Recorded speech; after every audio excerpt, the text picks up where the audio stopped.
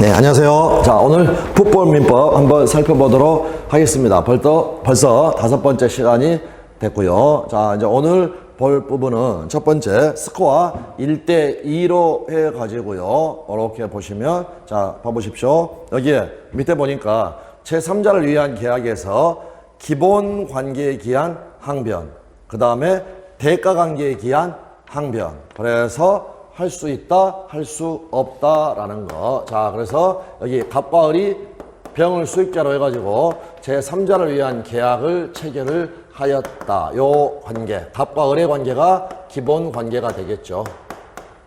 그러므로 이 기본 관계에 항변 사유가 있다. 그걸로는 을은 뭐 할 수 있다?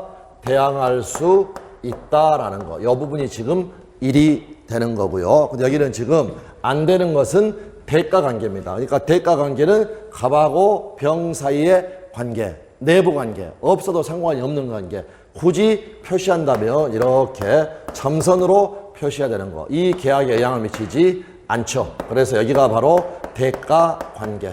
그래서 대가 관계에 기한 항변으로는 을은 병한테 대항할 수 있다 없다? 대항할 수 없다. 또 요약자는 수익자와의 관계에 기해서 대가 관계가 부존재하다라는 이유로 해가지고 갑이 을에 대해서 부담하는 채무 이행을 거부할 수 없다. 그래서 여기 O 나와 있는 것 하나, X 나와 있는 것 2개, 이 내용이 된다라는 겁니다. 자, 그래서 거기 교재에서 저기 프린트 한번 봐보시면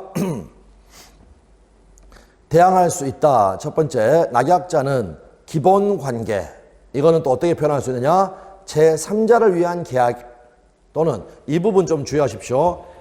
낙약자는 요약자와의 계약, 여기를 이야기하는 게 아니죠. 기본 관계, 요약자와의 계약에 기한 항변으로 제3자에게 대항할 수 있다. 대표적인 것이 동시이행 항변권이라고 그랬죠. 동시이행의 항변권. 그래서 병이 을한테 수익의사 표시를 해가지고 병이 을에 대해서, 낙약자에 대해서 이행 청구권을 가졌다고 하더라도 갑이 만약 자기 채무 이행을 제공을 안 하면, 등기서류 안 주면 너무나도 당연히 을은 병에게 동시항변권 행사를 해서 대항할 수 있다라는 것. 이 내용 확인하시면 되겠습니다. 그 밑에 X 2개, 대항 X, 거부 X. 낙약자는 요약자의 수익자에 대한 항변, 요약자의 수익자에 대한 항변, 이걸 가지고 대항할 수 있다 없다? 대항할 수 없다.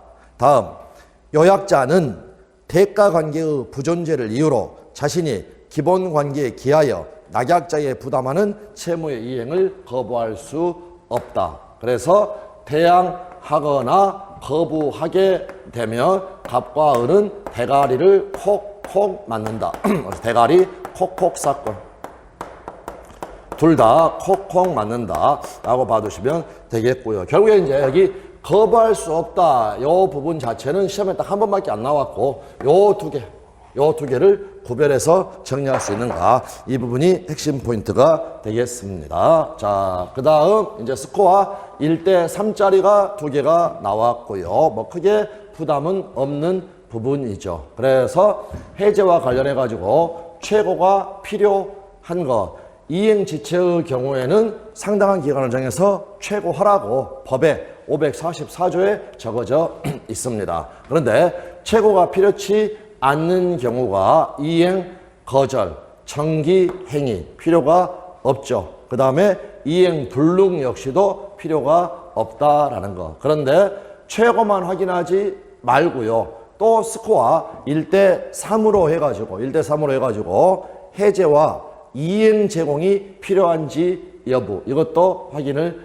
해야 됩니다. 자, 그러면 잠깐 멈춰가지고 자료에 보시면 먼저 일단 해제와 최고 필요한 것, 매수인의 대금 지급이 지체되었다. 이행 지체니까 매도인이 계약을 해지하기 위해서는 특별한 사정에 의한 최고가 필요하다. 그 다음에 이제 필요치 않는 것들. 자, 첫 번째, 계약상 채무자가 계약을 이행하지 아니할 의사를 명백히 표시하였다. 이행 거절.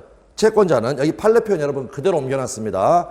신의성실의 원칙상 이행기 전이라도 여기죠. 이행의 최고 없이 채무자의 이행 거절을 이유로 계약을 해지하거나 채무자를 상대로 손해배상을 청구할 수 있다. 최고가 필요가 없다. 그러나 여기서 한 가지 더 알아두실 것은 최고도 필요 없지만 자 5월 1일 날 이행 거절을 하였다. 그러면 이행기인 6월 1일까지 기다리는 것도 의미가 없다고 그랬죠. 죽어도 안 하겠다는 놈한테 6월 1일까지 기다리는 것도 의미가 없다. 그래서 바로 그 앞에 보시면 이행기 전이라도 이것도 기출 정답 지문이니까 같이 해결을 같이 정리를 해두시면 되겠습니다. 그 다음 정기행위. 당사자 일방이 정기행위를 일정한 시기에 이행하지 않으면 상대방은 이행의 최고 없이 계약을 해지할 수 있다. 그 다음은 이제 채무자. 다시요. 이행불능.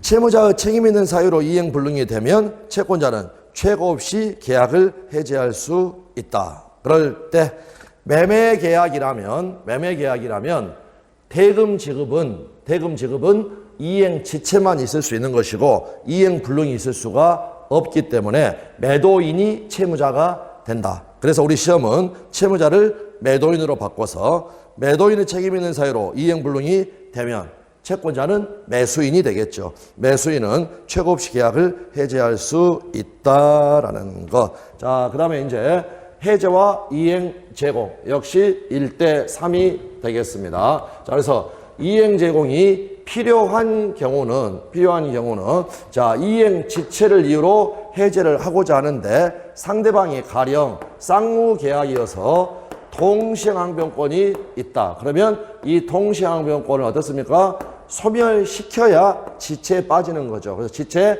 빠뜨리려면 이행 제공이 필요하다라는 것. 그러나 이행 제공이 필요치 않은 경우 일단 여기 두 개를 확인을 해보면 자 여기죠. 이거죠. 갑하고 을하고 4월 1일 날 갑소유 X 건물에 대해서 1억 원의 매매 계약을 체결을 하였다. 그런데 갑이라는 친구가 이행기는 6월 1일인데 5월 1일자로 나 죽어도 너한테 이행 안 하겠다. 진지하고 전국적으로 채무를 이행하지 않겠다는 의사를 표시를 하였다. 갑이 반대 채무, 자기 채무 1억 이행 제공하는 게 아무런 의미가 없죠. 그러므로 이행 제공은 필요치 않다. 이번에는요. 이행기가 6월 1일인데 갑이요. 병이라는 친구한테 이중 매매를 해가지고 5월 1일 날 여기 매매하고 등기를 격려를 해줘 버렸다. 그러면 최고도 필요 없지만 이행 제공을 하는 것도 아무런 의미가 없죠. 그래서 이행 거절, 이행 불능의 경우에 이 경우에도 이행 제공이 필요가 없다라는 거. 자, 그런데 우리 판례가 합의 해제, 단독행위가 아니라 채무 불이행을 이유로 해제를 하는 게 아니라 우리 이 계약 없었던 걸로 합시다. 그럽시다 해가지고 새로운 계약으로 원래의 계약을 없애버리는 합의 해제의 경우에도 이행 제공은 필요치 않다. 이렇게 이야기를 하였습니다. 그 말은 무슨 말이냐? 판례 표현을 보면은요.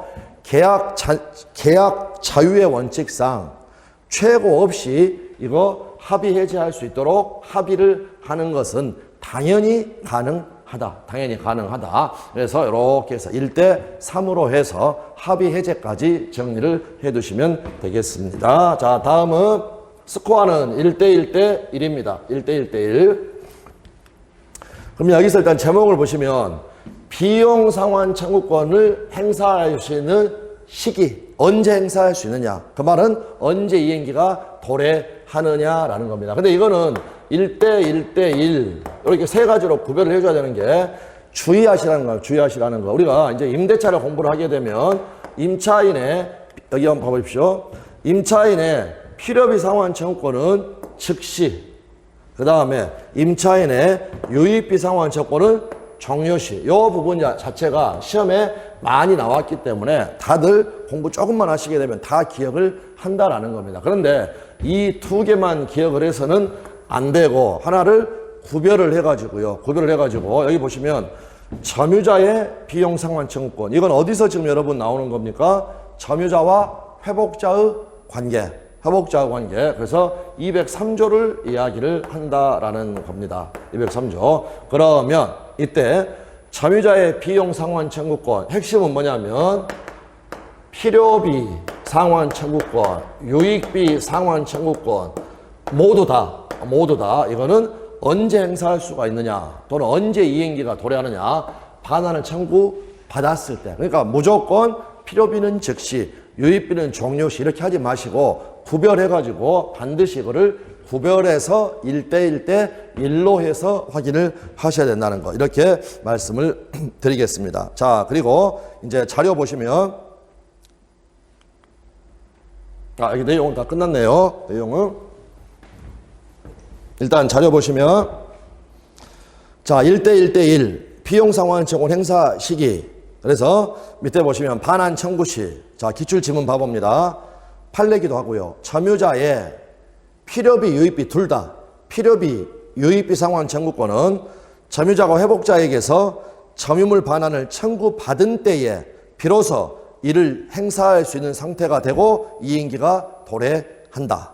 그런데 이제 여기 잠깐 참고만 하실 것은 또 다른 하나 판례에서는 뭐라고 하느냐 반환하거나 반환을 청구받았을 때 요렇게 해가지고 어쨌든 반환자가 들어가야 한다라는 거 이렇게 해주시면 된다라는 겁니다. 자, 그랬고 바로 그 밑에 즉시 필요비를 지출한 임차인은 임대인에게 즉시 그 상환을 청구할 수가 있다. 다음에 종료시 임차물에 유익비를 지출한 임차인은 임대차 종료 시에 유익비니까 가액 증가는 현존해야 되겠죠. 가액의 증가가 현존한 때 하나여 그 상환을 청구할 수 있다. 여러분 무슨 말씀인지 아시겠죠? 이 두 개만 다시요. 잠깐만요. 네, 요 두 개만 가지고 구별해서는 안 된다. 점유자와 회복자의 관계에서 나오는 점유자의 비용 상환 청구권. 그런데 둘 다 필요비, 유익비 둘 다 반환을 청구받은 때 이행기가 도래한다는 거 각각 구별을 해야 된다. 이 말씀을 드리겠습니다. 수고하셨습니다가 있었는데요. 예, 수고하셨습니다.